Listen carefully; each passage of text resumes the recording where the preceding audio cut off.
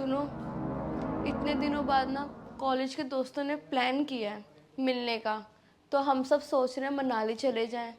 आप तो मुझे कहीं लेके जाते नहीं हो, तो प्लीज़ ना उनके साथ मुझे जाने दो। पिछली बार भी आपने मुझे मना कर दिया था। मनाली जाएंगे, 4-5 दिन में वापस आ जाएंगे, जाने दीजिए ना। मैंने तुम्हें मना कर दिया ना कि कहीं नहीं जाना, क्यों जिद कर रही हो फिर? आप हर बार मुझे ऐसे ही बोलते हो, इस बार मुझे जाने दीजिए ना प्लीज़। क्या करना है जाके? तुम्हें मना कर रहा हूँ ना मैं कि कहीं नहीं जाना। अपनी घर गृहस्थी में ध्यान दो, जब कहीं बाहर जाना होगा तो मैं लेके चले जाऊँगा।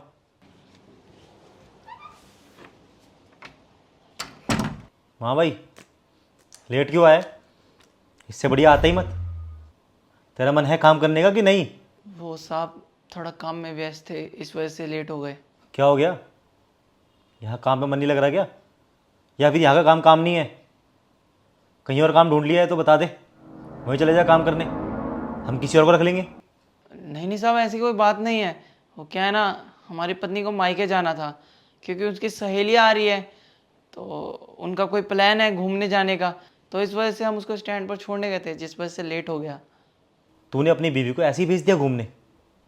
अपनी बीवी को इतनी आज़ादी देना ना ठीक बात नहीं है। थोड़ा कंट्रोल में रख उसको। और एक बात बता, तू डरता है क्या उससे? नहीं साहब, डरते नहीं हैं। आज़ादी सबको है साहब घूमने की। हमारी बीवी ने ना हमको बहुत पहले कहा था कि हमें इस बार ना अपनी सहेलियों के साथ बाहर घूमने जाना है, तो बस इसलिए हमने जाने दिया। तो अभी बस बस पर चढ़ाकर हम तुरंत यहाँ चले आ रहे हैं। तुम ना एक काम करो, चावल उबालने को रख दो। अरे ऐसे कैसे? मेरी बात अभी ख़त्म नहीं हुई है। और तू आज के बाद यहाँ पर टाइम पे आई हो। अजय बहाने मत दियो आज के बाद। अब जा, अब पानी लेके आ।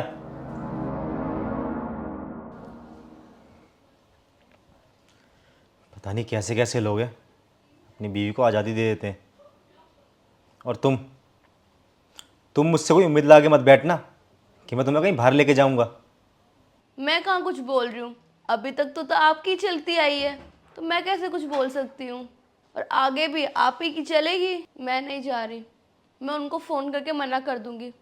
अब तो आप खुश हो ना?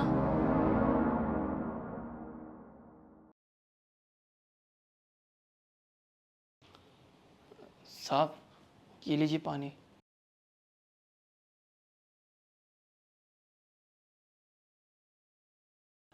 साहब, अगर आप बुरा ना माने तो एक बात कहूँ आपसे। हाँ बोल। छोटी मुंह बड़ी बात कह रहे हैं साहब। रिश्तों में ना किसी को बांध के नहीं रखना चाहिए, दम घुटने लगता है साहब उससे। सबको जीवन में जीने का बराबर हक है साहब।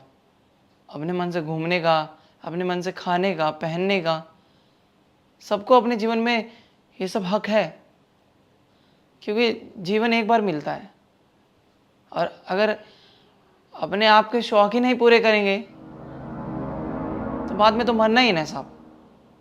अगर आप रिश्तों को बांध देंगे ना तो वो आपसे कभी खुश नहीं रहेगा, वो आपसे डरने लगेगा, आपकी बात भी नहीं मानेगा, सहमा सहमा सा रहेगा हमेशा।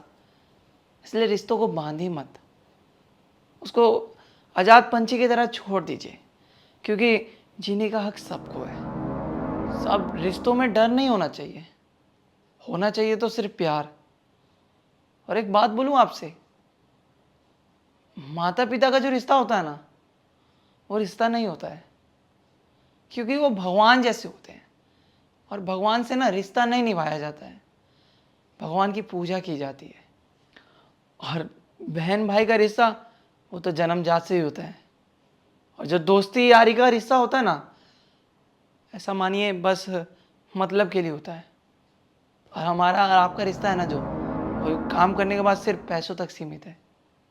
हमें अपनी ज़रूरतें पूरी करनी है, इसलिए हम आपके पास काम कर रहे हैं, और आपको आपका काम करवाना है, इसलिए आप हमें काम दे रहे हैं। इतना रिश्ता है। और जो एक पति पत्नी का रिश्ता है ना, बहुत अनमोल होता है। अगर आपस में समझौता ना होना तो रिश्ता रिश्ता नहीं रहता है, और डर का माहौल बन जाता है। और अगर आप पति पत्नी के रिश्ते में देखेंगे ना कि अगर पति पत्नी को बांध कर रखेगा तो कभी उसमें प्यार ही नहीं होगा। सिर्फ होगा तो डर। क्योंकि साहब जो पत्नी होती है ना, वो अपना सारा रिश्ता नाता तोड़ कर आती है अनजान व्यक्ति के पास और उससे अपना नया रिश्ता बनाती है। माँ बाप, भाई बहन सब कुछ छोड़ देती है और उसके साथ 7 जन्मों का रिश्ता निभाने के लिए प्रेरित हो जाती है। सब पत्नी की ना खुशियाँ बहुत छोटी छोटी होती है और जो ज़रूरतें होती है ना, वो भी बहुत छोटी छोटी होती है।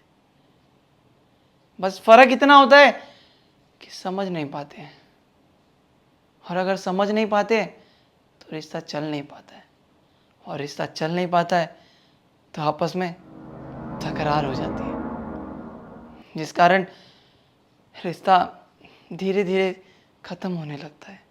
पत्नी ना अपने पति से उम्मीद रखती है कि उसकी सारी खुशियाँ ना वो ला के देगा,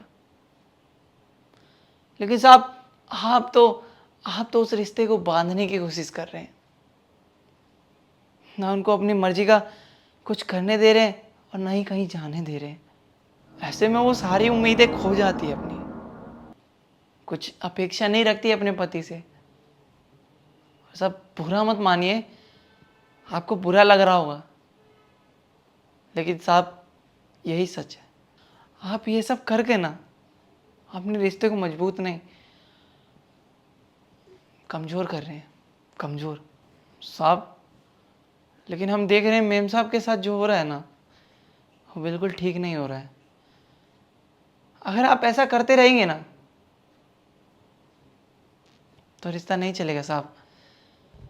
हमने जो आपको बताया, अगर आप वो करेंगे ना तो रिश्ता बहुत मजबूत हो जाएगा साहब।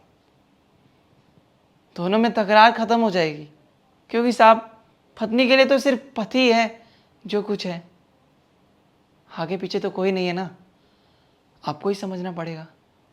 और साहब माफ़ी मांगते हैं, हमें लग रहा है कि हमने कुछ ज़्यादा ही बोल दिया। अरे नहीं, सॉरी बोलने की कोई ज़रूरत नहीं है। तेरी बातों ने मेरी आंखें खोल दी। हर किसी का अपना मन होता है घूमने जाने का या कुछ भी करने का। हमारा हक नहीं है कि हम किसी को रोकें या टोकें। और शिवानी, आई एम सॉरी यार, मैंने तुम्हें इतना कुछ बोल दिया। तुम एक काम करो, तुम अपने दोस्तों को कॉल कर दो और उन्हें बता दो कि तुम ट्रिप पे चल रही हो, और मैं आगे से कभी तुम्हें रोकूंगा नहीं। तुम्हें जहाँ भी जाना हो, तुम्हें जो करना हो, तुम कर सकती हो। मुझे माफ़ कर दे यार शिवानी। जी थैंक यू अभिषेक। हम सब खाना तैयार है, कहिएगा तो लगा देंगे हम। हाँ लगा दो। ठीक है, अभी लगा देते हैं।